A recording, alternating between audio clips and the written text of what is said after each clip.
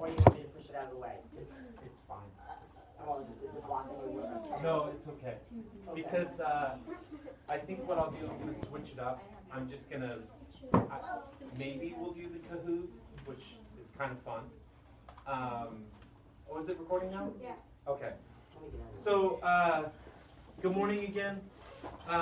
Thank you, students. Thank you, Mrs. McGregor, for allowing me to present this lesson to you. Let's begin. So, who can tell me about the story of Hercules? Yes. He was given 7 tasks to complete. Very good. Anyone else?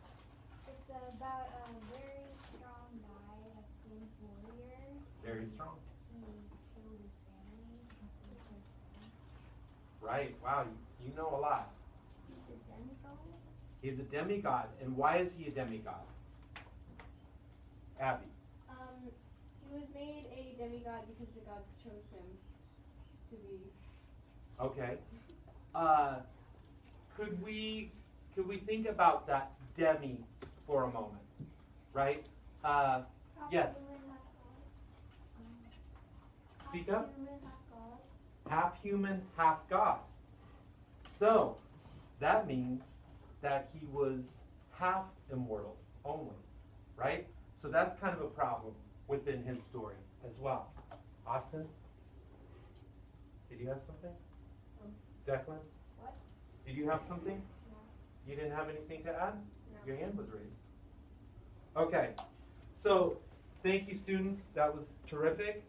Now, let's go over, I was going to do a Kahoot quiz, and I see you have your Chromebooks out, but I feel like this will kind of bring the lesson to a screeching halt.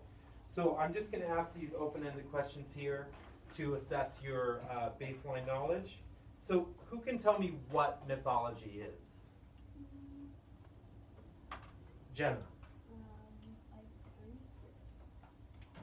You're on the right track. Help her out. Declan. Study of gods. You're closer.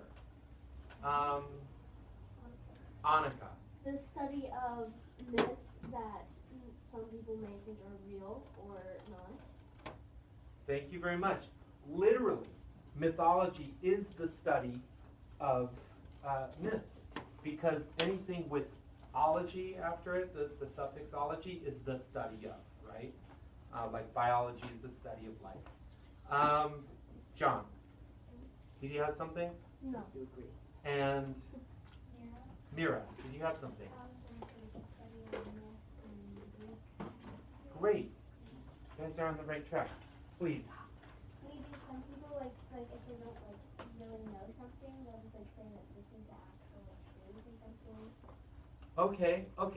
So what we're saying here is a myth is probably not true, right? Because if you think about it, what do we hear a lot out there? We say, you know what, Declan had a purple nose.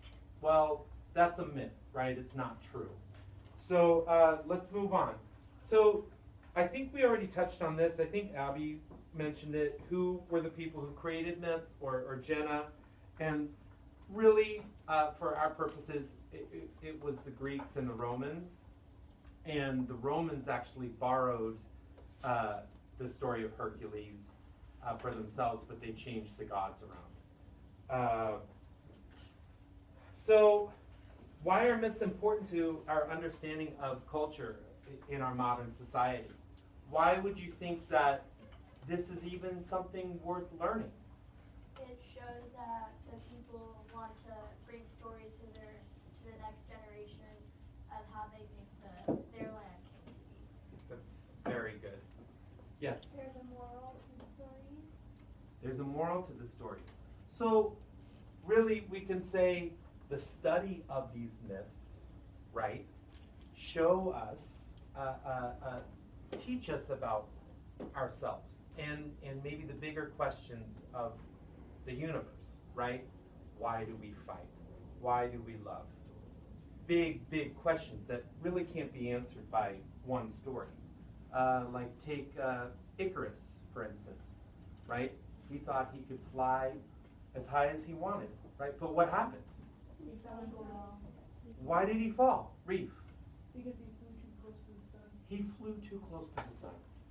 And is there an analogy for that in our modern life, like in space?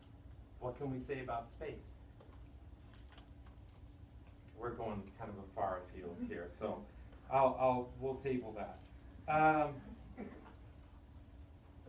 Now, this is the crux of the lesson, is if we had a good amount of time today, which we don't, is there a myth or a story within your family that could be considered a myth or a tale?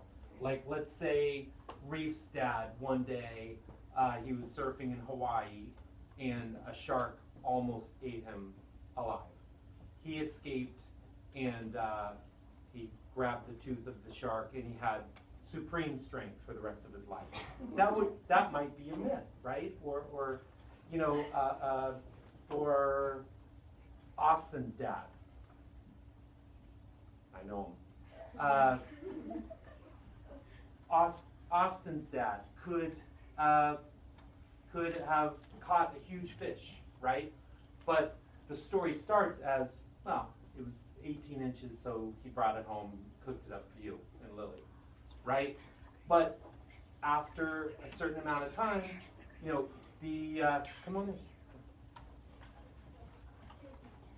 So after a certain amount of time, that fish is not 18 inches. The fish is, 5 tons, right? And it started as a goldfish, okay? And we already covered, does anyone know who Hercules is and what he represents? I think Mira was saying, strength, right? And one thing I wanted to touch on with Hercules is if you can see within that myth, there's an irony, really. Who knows what irony is, or being ironic?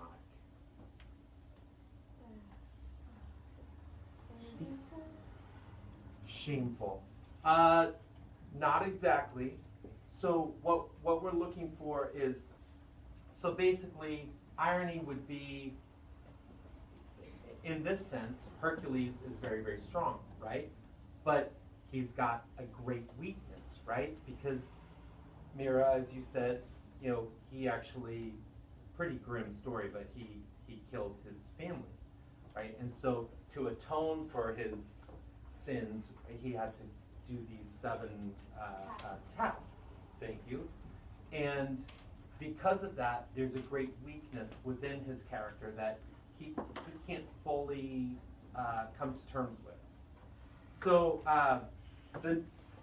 moving forward in the lesson. So what the activity would be for you would be to get into groups, and within these groups, you would work on not only myths of your own, but also collaborate with your fellow, like Cash would collaborate with Annika, or Declan would collaborate with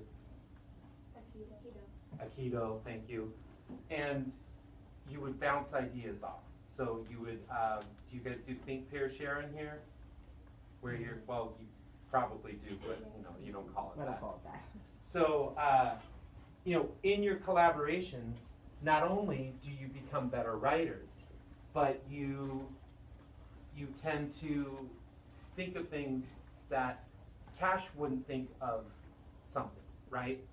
But Declan might think of it. And the things that Declan thinks of, Annika might not think of.